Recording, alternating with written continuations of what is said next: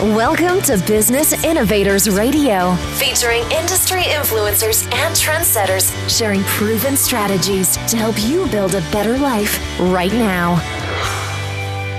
Hello and welcome to the Business Innovators Radio Podcast. I'm your host, Rick Brown. Joining us today is longtime Sacramento real estate finance leader, Sara Jung.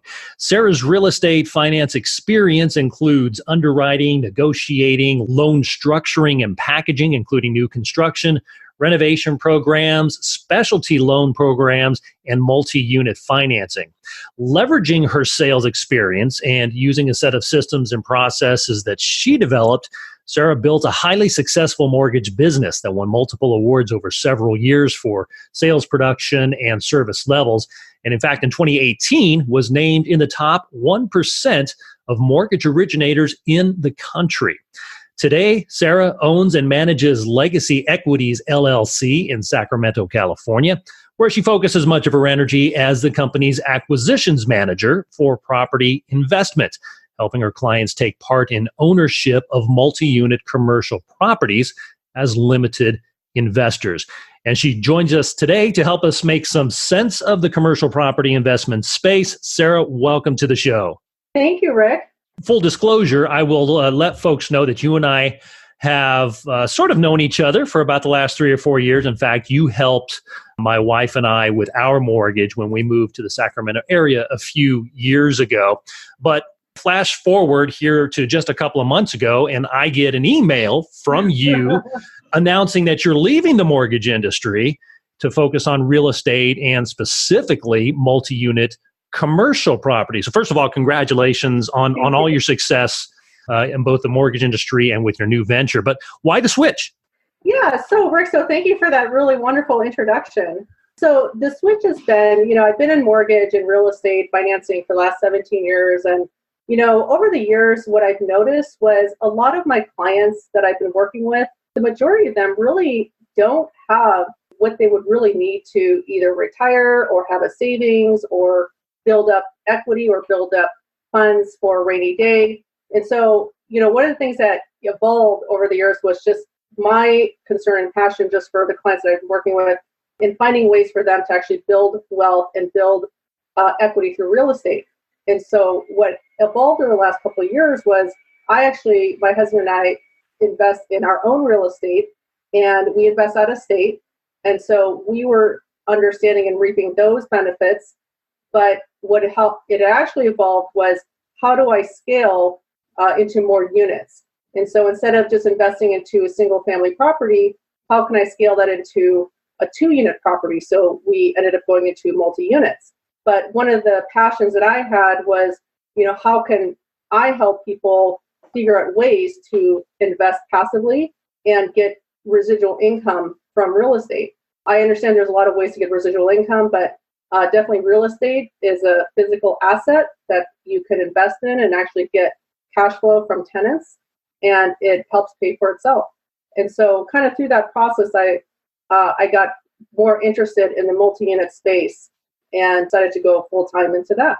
And as we get into this, I want to make sure that we all have a common understanding of a couple of the terms that we've thrown out here already. Help us to clearly define what you mean by a multi-unit commercial property. So multi-unit in commercial is anything that's over 5 units. So typically in residential lending, 1 to 4 units is the standard size of that you can get for agency financing with Fannie and Freddie for conventional financing. So anything above that is going to be considered multi-unit commercial. And that can go all the way up to from 5 up to 300, 400, 500 units. But the average unit size that we see is anywhere from probably like 100 to 200 units. And you're typically talking about apartment buildings, yes? These are apartment buildings where residents are renting. And sometimes they have amenities like pools and gyms and playgrounds, and some of them don't have any amenities at all. They could be a 50-unit apartment building.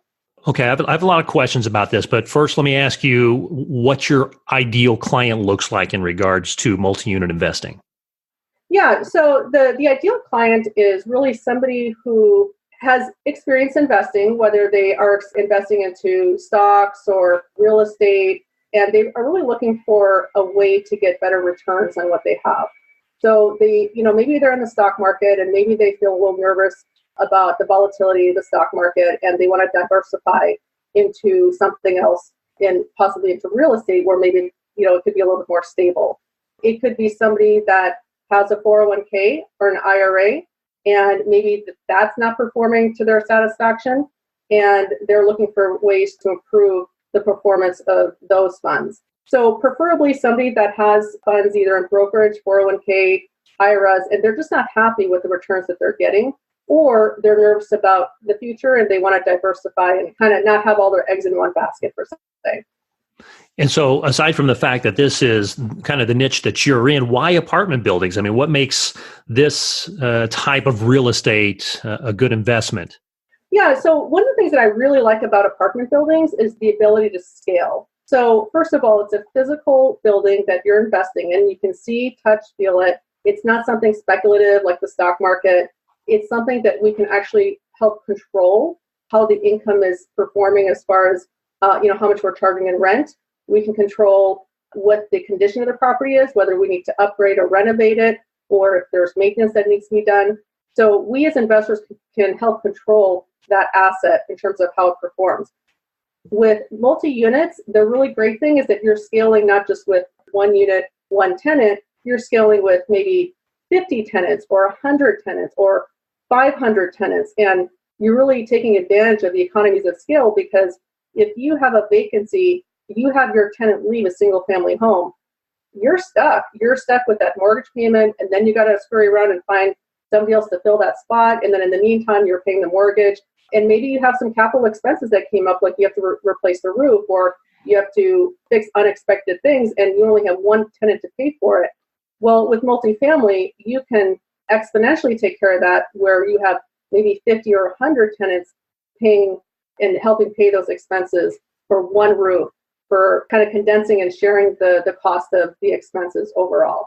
So it is, in terms of what I would describe as far as risk, it is a safer place to be than a single family or even maybe one or two unit, because again, you can distribute the risk across multiple tenant income streams. Yeah, that makes perfect sense. But when you're talking about having to do this type of maintenance or repairs to a larger multi-unit building, doesn't that get a lot more expensive? Well, it is more expensive because again, you're managing 100 units and you're managing 100 tenants. But the nice thing about the multi-unit is that it's all under one roof. So you have one management company. So instead of paying 3 or 4 or 5 different management companies, you're paying one management company at a reduced management fee. So there is a reduction in cost from a management fee standpoint because it is all under one umbrella. The other thing is we have to think about too is that again, we're getting income from multiple tenants across the board. So from a cost standpoint, it is expensive, yes, but when we do the analysis and we look at, what our returns are on that, it's a lot more efficient when we have multiple doors versus just one door. Is it more difficult to finance a multi-unit building as opposed to a single-family home? You know what? It's actually easier to finance a multi-unit commercial building because Really? Lenders, when you get a residential mortgage loan, they're looking at you as the character of you, your credit, your income, do you pay your bills on time? They're looking at all that stuff. When you get a commercial loan for a multi-unit apartment building, they're looking not at you per se, they're looking at the income that's coming in. They're looking at the business plan of that asset. So they're looking at the net operating income. They're looking at all these other facets of the property versus your personal credit. So it's very different. And actually, I've talked to a number of lenders because I'm in that field. It's actually easier to get a loan to finance a multi-unit building versus a residential. Interesting. I mentioned earlier too, a limited investor, that you work with folks to get them in as a limited investor. I'd like to get some common understanding of that term as well. What does that mean to you, a limited investor? Yeah, so limited investor, so what that means is that, we set up what we call a syndication. And so when a syndication is basically, it's a legal process for us to pool investors' money together to purchase and acquire a piece of real estate. There's 2 investors involved. There's the general partnership, and then there's a limited investor, or what we call LP. The limited investor is the passive investor. So they're the person that's going to invest a dollar amount into the deal, and they will basically sit back, let all of the general partners do all of the work, and they collect a paycheck. So they will collect the paycheck. They get a portion of the cash flow that comes in from the rental income, and they will get the benefit of those distributions along with the benefit of sharing the profits of the sale of the property in 5 years. What kind of investment are we talking about here as a minimum?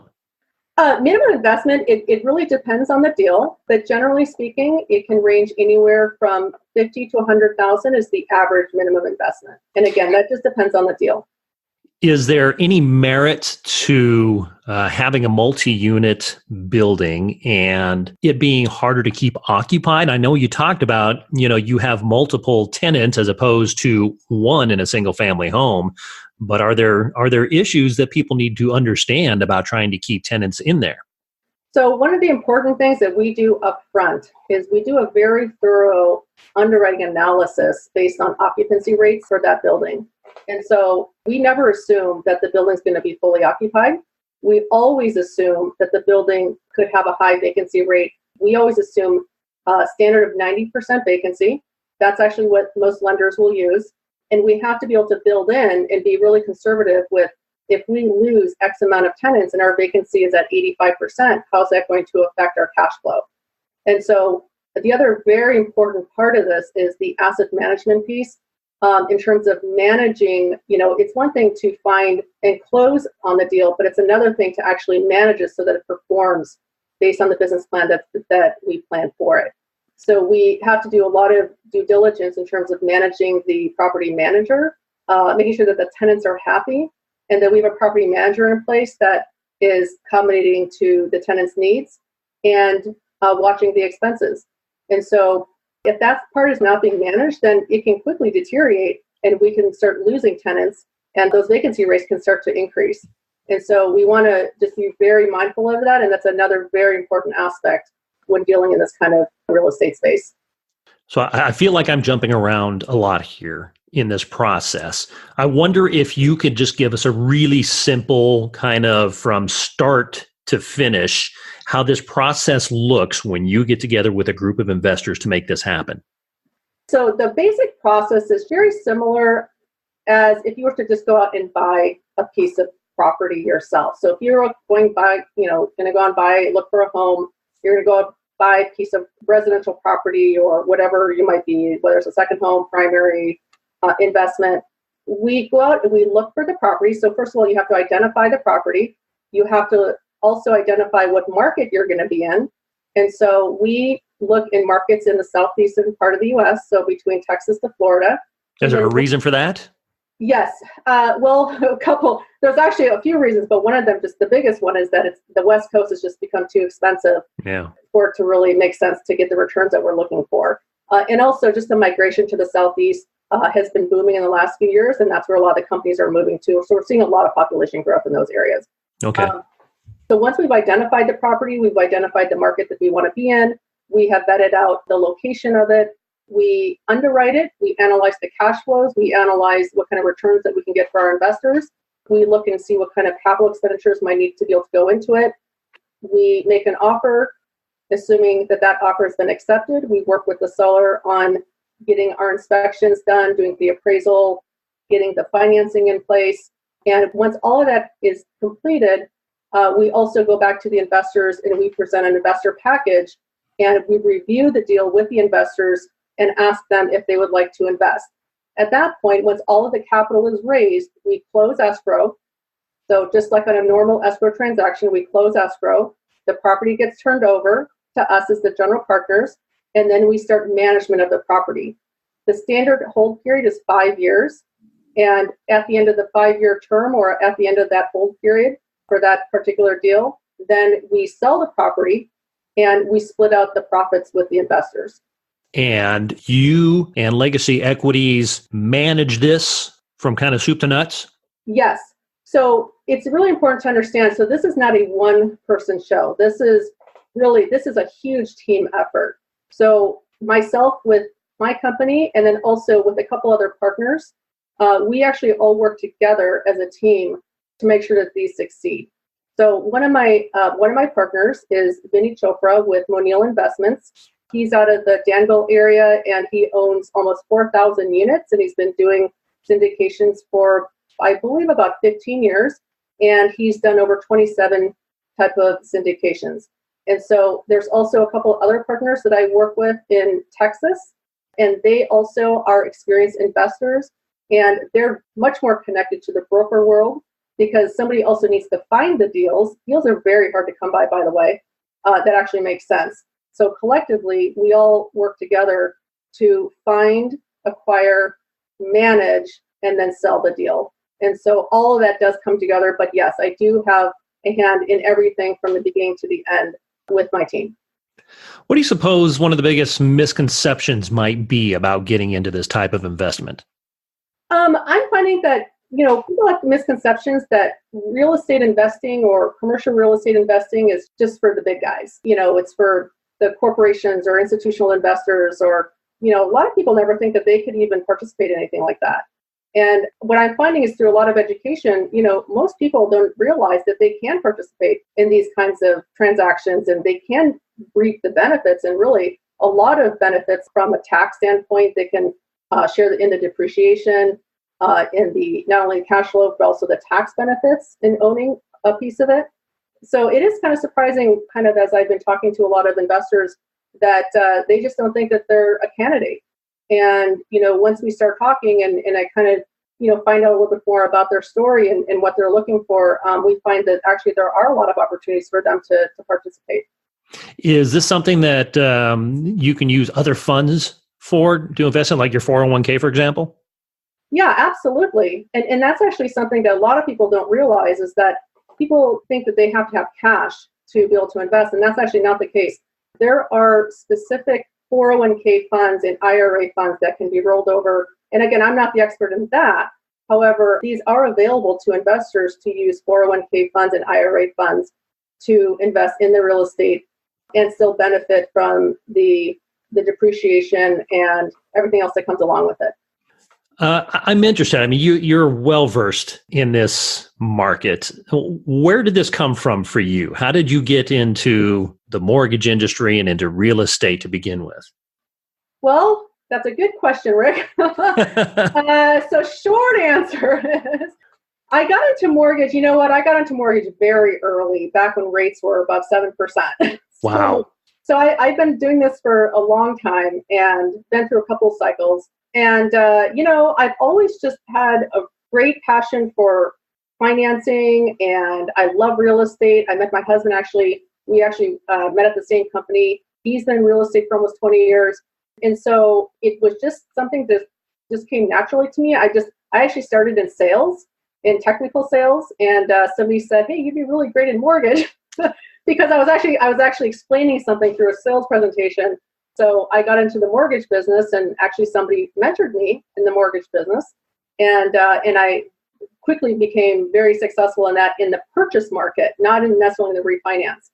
And in the real estate side, I just find that over the years, just real estate provides so many benefits to so many people. And I talk to so many people that have not quite jumped in yet. And I just wish that they would have jumped in earlier. And, even for myself, I wish that I would have jumped in this 10 years ago. And I could kick myself sometimes when there was deals that I didn't participate in, or there's something that I could have done. And, there was a saying that I heard, and I forgot who it was from, but they said, you don't wait to buy real estate. You buy real estate and then you wait. And that really resonated with me, because there's been so many situations over the years where, even through the crash, even through the real estate crash, we recovered from that too. So real estate is a long-term investment. You're not going to make millions overnight, but if you're willing to stay in it for the long run, I find that it really can help a lot of people. It can really help build wealth.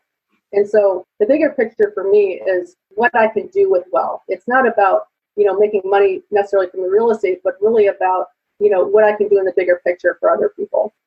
So if it's a long-term kind of a thing, you mentioned earlier that you scope these deals for a 5-year period. Is that enough time to realize a return on your investment, or are we talking multiple sets of 5-year deals?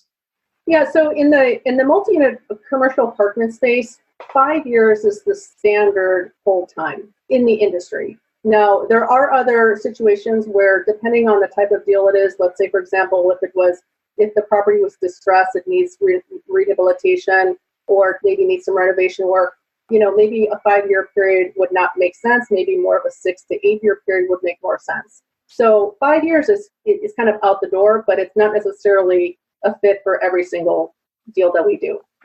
And I can understand hesitation into getting into it. I mean, you mentioned a minimum of about 50 to 100,000. I mean, that's a lot of money for most people.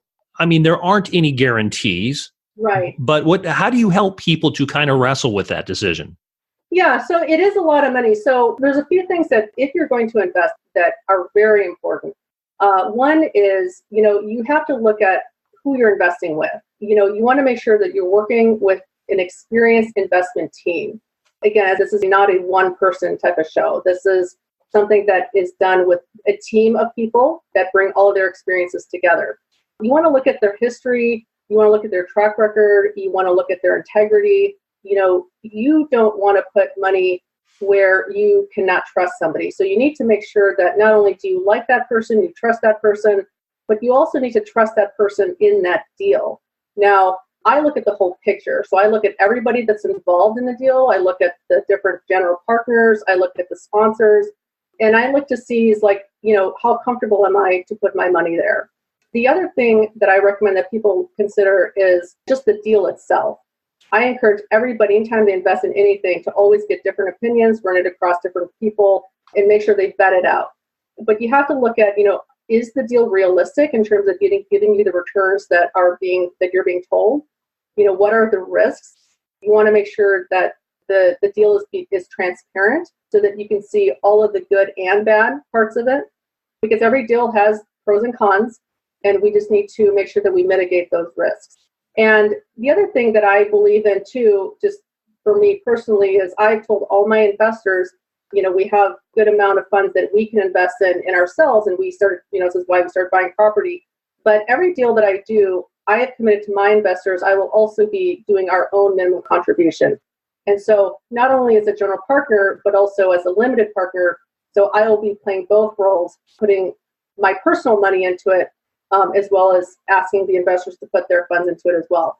So again, just, making sure that you're vetting out the investor that you're working with and making sure that they're being very transparent about themselves and about the deal that they're in.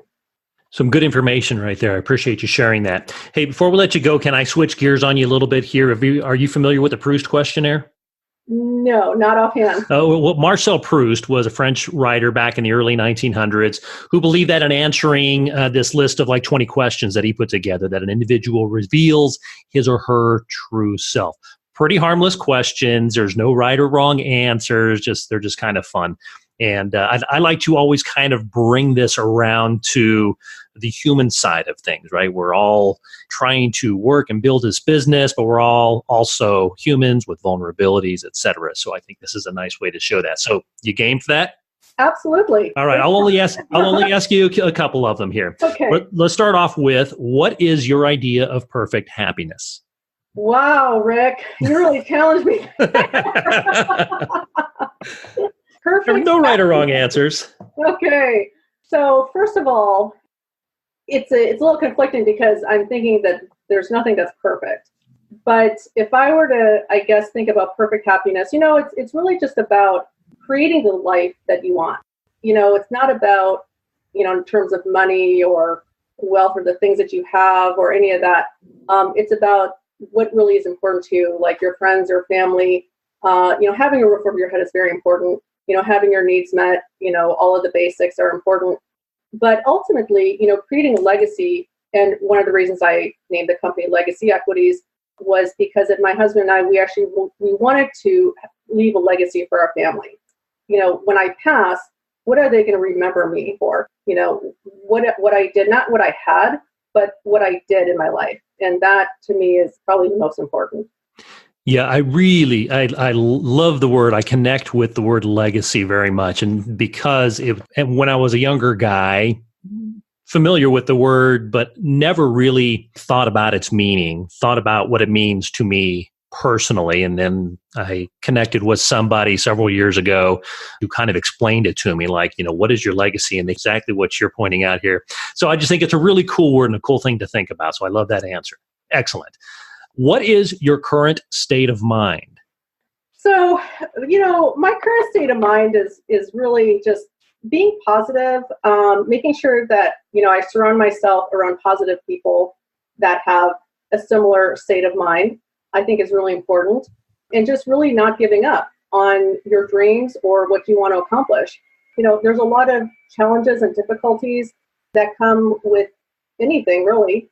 And I think it's just, having the resilience and the tenacity to stick with things.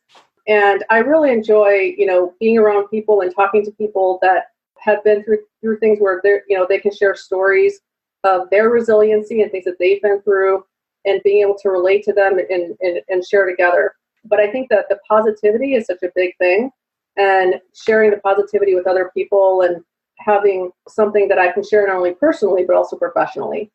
Very nice. And by the way, these aren't my questions. These are Proust's questions, right? Well, I'll give you questions. I'll give you one of my questions. You'll see you'll see the difference here between Proust and myself. So here's my question. Who's your favorite superhero? Oh gosh, that has to be Wonder Woman. Perfect. What? Any reason why? She's amazing.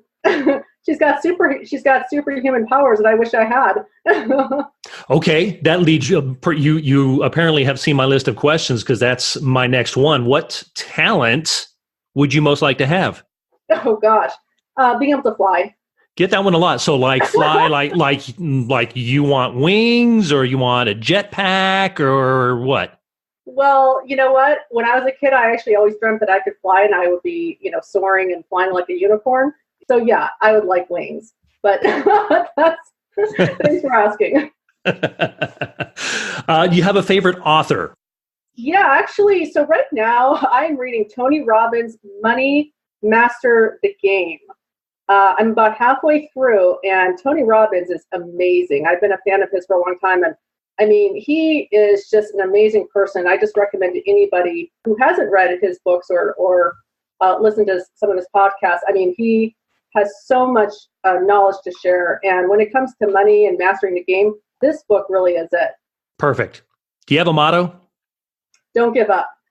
There's a lot of things that happen in life. We all go through a lot of challenges. We all go through a lot of changes in our life. And, there's always a light at the end of the tunnel, even though it may not seem like it's there, but to not give up and stick to your guns. Love it. Sara, excellent job. Appreciate all of those answers. And I think Proust would approve as well. Hey, how can our listeners find out more about you, about Legacy Equities LLC, and how you can help them in their multi-unit commercial investing? Thanks for asking. So viewers can find me on my website at www.passiveinvestmentpartners.com. Sara Jung, Acquisitions Manager for Property Investment and Owner at Legacy Equities LLC. Thank you so much for joining us today. This was great.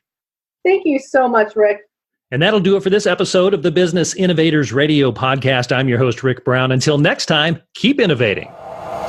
Thanks for listening to Business Innovators Radio. To hear all episodes featuring leading industry influencers and trendsetters, visit us online at businessinnovatorsradio.com today.